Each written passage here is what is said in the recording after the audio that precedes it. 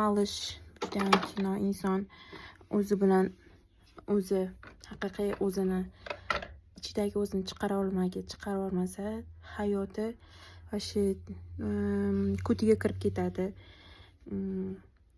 Va o'zi xohlagan narsalarni qilmagan bo'lsa, yoshligida nima xohlagan, nima xohishlari bo'lgan, o'shalarni qilmagan bo'lsa, kelajakdagi hayotiga juda ham katta ta'sir qiladi va otasi bilan kelisha olmagan, otasi juda qattiq xafa bo'lgan, ichidagi alamzadalari bor va maktabda qanday holatlar bo'lgan, o'shalarni oxirigacha yechim topmagan uchun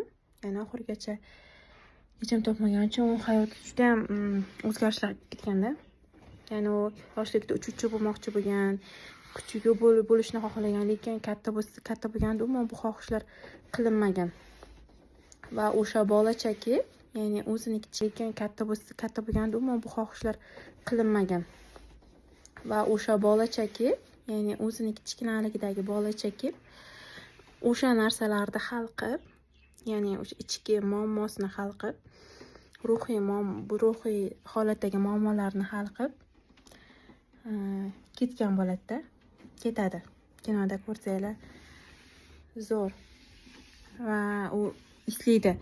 Men nima xohlaganimni, men nima qilmoqchi bo'lganman yoshligimda deb e'tibor bermanglar. Men ish qilib gapirsam yaxshi bo'lar ekan menga.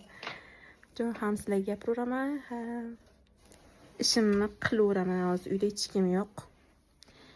Bolalarimda qaynonam pastga olib tushib ketgan. Shunga kino haqida gapirgim keldi. Ko'ringlar, maza qilinglar.